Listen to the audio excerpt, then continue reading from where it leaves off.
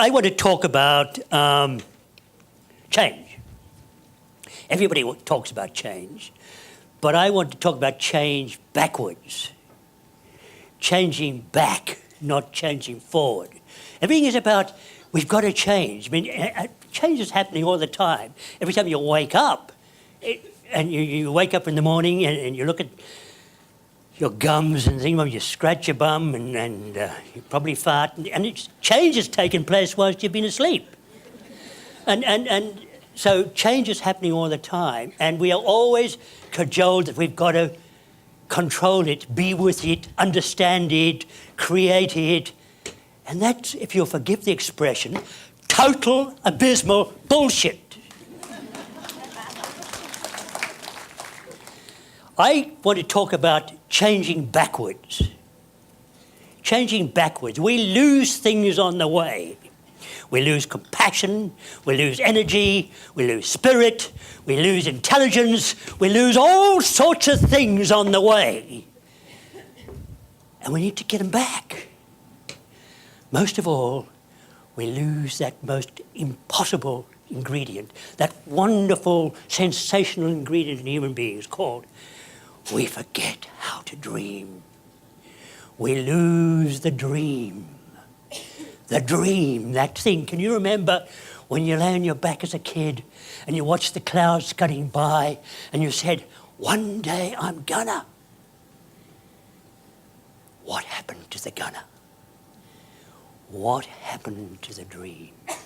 Somebody came along and said, stop dreaming. Get yourself a qualification. Get yourself a job. Get out there, kid, and be responsible. And that's exactly what you do. And then life goes on and on and on. Kids, husbands, the whole tragedy. And you think,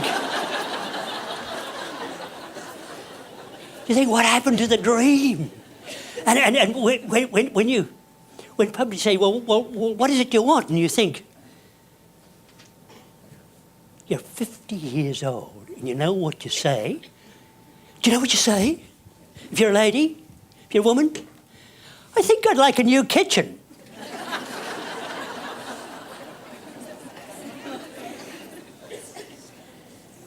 We've already put a new top to the house.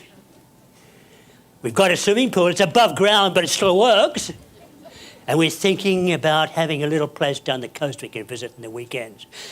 That's if you've done really well. Those are the dreams. Oh, dear, oh, dear, oh, dear. Did you dream any of that stuff when you lie on your back and watching the clouds go by? None of that stuff happened. None of it happened. So we're going to go back. We're going to go back to the dream, that beautiful thing. Without a dream, we are absolutely, totally nothing. We can be led by the nose. We can be told any kind of bullshit. We can buy any kind of nonsense because we have no focus. We have no focus. We focus simply on our work, our daily lives, the kids, etc. It's all communal focus. And I don't mean it in the sense of community. I mean it in the sense of your own private little community. We get so caught up with the community of family, with the community of friends, with the community of ambition, with the community of work, with the community of structures, that we lose entirely that central core, which is us, me. How long was it since you did something for the me? Not for the community, not for the kids, not for the husband, not for Auntie Millie, not for your parents, for you, for you. That deep need human beings have to be unique, to be wonderful. And we all are wonderful. No human being ever born has got less grey matter in his head than any other. So it becomes a question of how we think about ourselves, what we do about that thinking and that thought process, how we mature it into something that is terribly important. You guys are mostly leaders. Whether it be covert or overt leadership, you are nevertheless leaders. But how are you leading yourself? How are you leading yourself? We think that giving is leading. We think that giving of ourselves is everything. It's only a part of something. And when you do something for yourself and you have this total, complete belief that you are unique and wonderful and powerful, and I don't mean in the kicking people in the ass sense, but powerful in the sense that nothing will inhibit you from achieving what you set out to do in a spiritual way. Forget about that big salaries, forget about the CEOs, forget about all that crap. What we're talking about here is you. It's your spirit, your sense. Okay, so you're going to be a dreamer. There we are. I'm asking you today to dare your genius to walk the wildest unknown way. Now, what does that mean? That sounds a bit of a cliche, but what does it mean? To dare your genius, because we all have it. We all have that genius. To dare your genius to walk the wildest unknown way. Okay. First of all, you've got to stand up. I wonder if this is going to collapse. See, I dared my genius to stand on that. You've got to stand up in front of your loved ones, in front of your friends, in front of everybody and say, I have a dream. And pronounce it. Not, I have a little dream. And if nobody's actually looking, I'll have a bit of a go. You stand up there and you say, I have a dream.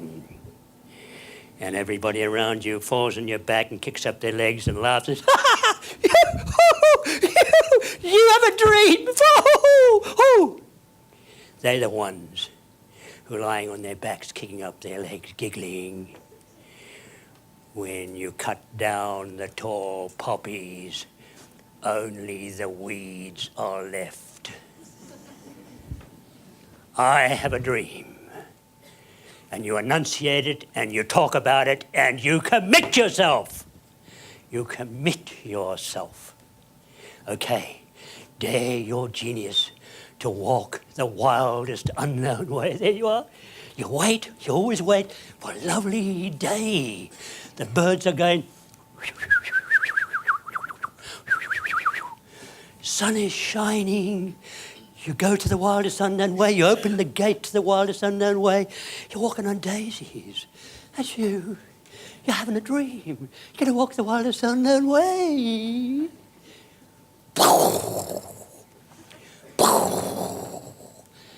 Thunder. Lightning. You look down and you're walking on shards of glass and it's pissing down. And you're worried. You fall into a bear pit. You come out of it. You're bare-assed. You're a mess. You walk a bit further along the wildest unknown way, and this lion jumps out and grabs you. And you're torn apart.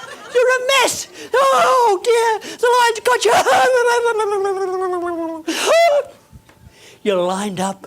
You're bare-assed. You're a mess. You walk a bit further, and this gang of pygmies grabs you, and bang! You've got 6 arrows up your bum. And you're walking down the wildest unknown way. You're shafted, bare-assed, lined up. You're a mess. You walk a bit further, and this white gang of Borneans gets you, and they grow bamboo through your chest. You're up to your eyebrows in excrement. You're bamboozled, lined up, whatever the other 2 things were. There you go. This is the wildest. I know why. One day you're here. Haven't heard a bird in months. You look up, the cumulus nimbus have separated. Blue sky. Sun comes down. Look down. You're walking on daisies. That's you. You look back, you say, I know all about bear pits. I know all about line attacks. I know all about pig knees up my bum. I know all about bamboo through my chest. I'm not scared anymore. Because the terrifying thing about the human imagination is that we can imagine disaster far better than we can imagine success. So we stand there and we say, yeah, if I did that, just guess what'll happen to me? Well, you know we are. The old man's kicked me out. Kids won't talk to me. I'll lose my job. We won't be able to pay the mortgage. Ah, thank you, Bryce, Courtenay. Get stuffed. Disaster. Disaster. We always see it. We see it clearly. If we could use the same imagery for success, we'd all be hugely successful. Because our imagery for failure is absolutely perfect. It's pristine. It looks beautiful. We can see the edges clearly. Everything is in pure, perfect focus. Disaster focuses beautifully. Joy, wonder, dreaming is blurry stuff, isn't it? It's blurry stuff. Go for the blurry stuff. All you got to do is get your focus right. You got to pull focus, kids. Pull it till it's sharp, till it's sharp. That's what we're about. They didn't come and fetch me, of course they didn't. So I crept under his house, and it was like a Queenslander on stilts. And I crept under it, and I'm weak as anything and desperately tired from the loss of blood, and I fall asleep. I wake up in the morning, the sun is coming through the floorboards, and I'm propped up against a large box. And being a curious kid, I stand up, because I'm only about that big anyway, and I look into the box, and it's full of books. And they're in English. That's why they're hidden underneath the house. They're in English. I didn't know at the time they were in English because I couldn't read anything. But there's this one book, this one red leather book. It had green verdigris on it. But the edges of the pages were in gold. It was the most beautiful thing I had ever seen in my whole life. And I put it in my khaki shirt. It's the first and only thing I think I've probably ever stolen in my life. And I walked back to the orphanage in the early morning, about 5:30 in the morning. I hid the book under a big rock. About 3 months went by, and a temporary teacher came down from Johannesburg. And she earned my trust. Nobody at that stage, nobody, I trusted nobody, because every adult that ever be known had beaten me. And she earned my trust somehow. And I took her my book, and I said, please, miss, can you teach me to read this? And she opened it. She said, but it's in English. I said, I don't care. Just teach me. Teach me any language. I don't care.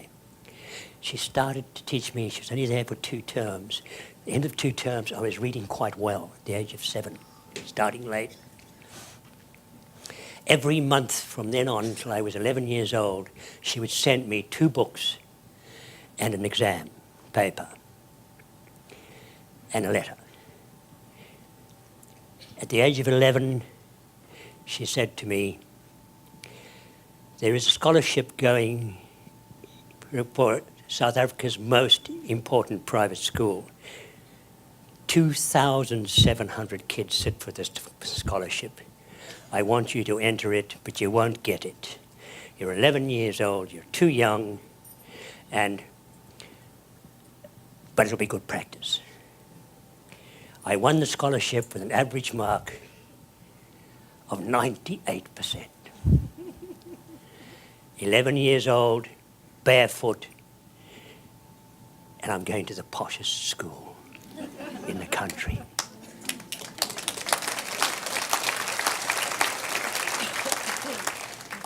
Kids, you've got to have a dream. You've got to dream as possible. Now, I'm going to give you a mantra for dreaming. Write this down. Tattoo it on your bums if necessary.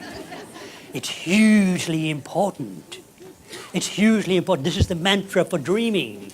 Get this right and you're going to be okay. I promise you, I promise you, I promise you, I promise. Promise! Okay, pens ready. Tattoo parlor next Wednesday. Okay, it goes like this. When you're skating on thin ice, you might as well tap dance.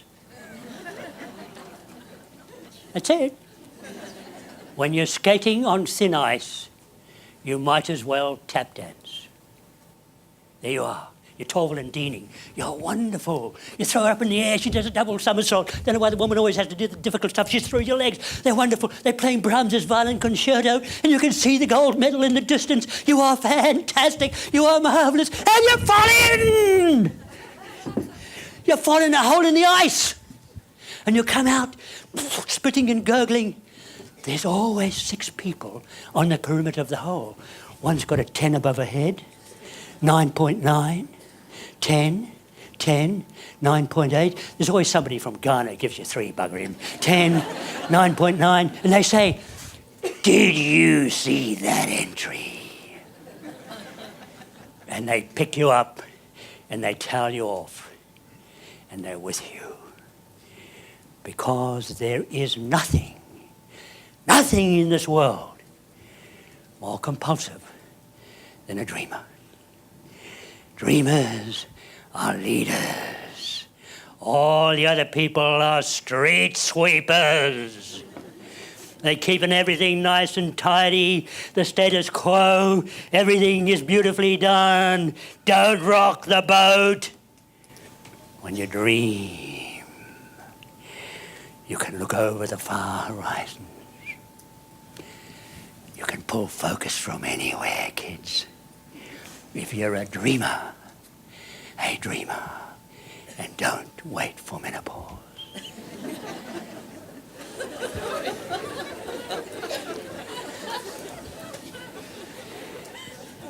Kids, you can do anything. You can do anything in this world you want to do. All it takes is imagination, guts, determination, and love. But don't forget to make a monkey of yourself every now and again.